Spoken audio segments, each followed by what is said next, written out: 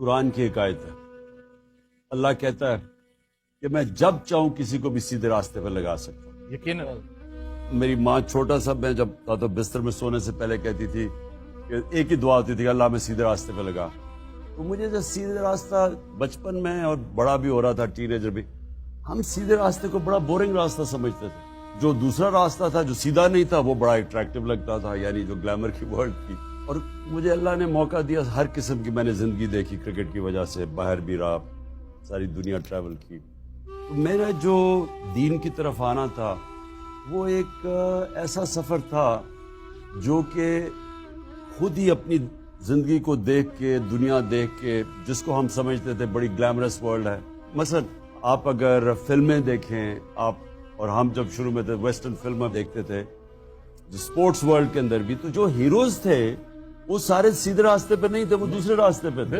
بالکل دوست۔ تو ہمارے رول ماڈلز ادھر تھے اور ماں کہتی تھی سیدھے راستے پہ لگو۔ میں نے اپنی زندگی میں آہستہ آہستہ ریئلائز کیا جو ہمارے رول ماڈلز پاپ سٹارز تھے انگلینڈ کے اندر، جو امریکہ کے اندر، تو میں ان کو ملا اپنی زندگی میں، ان کی پھر زندگیاں دیکھی، تو مجھے آہستہ آہستہ ریئلائز کیا کہ وہ جو ہمیں اٹریکٹیو راستہ لگتا تھا اصل میں وہ تباہی کا راستہ ہے۔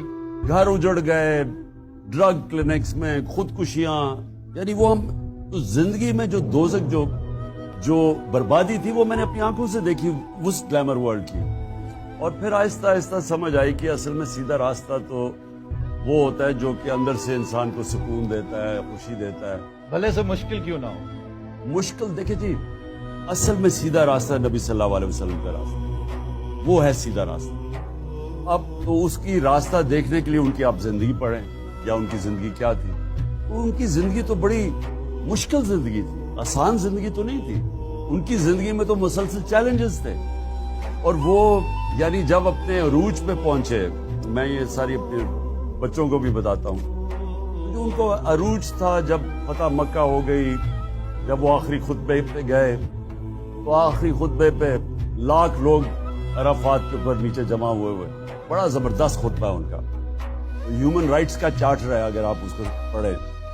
تو آخر میں وہ پوچھتے ہیں کہ لوگوں کو کہ گواہی دو اللہ کے سامنے کہ میں نے دیانتداری سے اللہ کا پیغام آپ تک پہنچایا۔ تو وہ جب پہلی روب جاتا ہے، پھر وہ 10 روز پہ پیچھے جاتے ہیں، وہ پیچھے آواز کرتے تھے، وہ پیچھے آواز جاتی تھی، تو جب پیچھے تک آواز پہنچی تو ایک شور اٹھ گیا کہ ہاں نبی آپ نے دیانتداری سے اللہ کا پیغام دیا۔ پھر لوگوں نے رونا شروع کر دیا، رونا اس لیے شروع کر دیا کہ لوگوں کو ایک دم خوف آیا کہ یہ تو ہمارے پیغام اللہ کا پورا کر دیا، تو جانے کی بات تو اب تو لوگوں نے رویا۔ تو کہنے کا مقصد یہ تھا کہ ان کی زندگی ساری مشکل تھی، لیکن جب آسان وقت آیا وہ دنیا سے جانے کا وقت آ گیا۔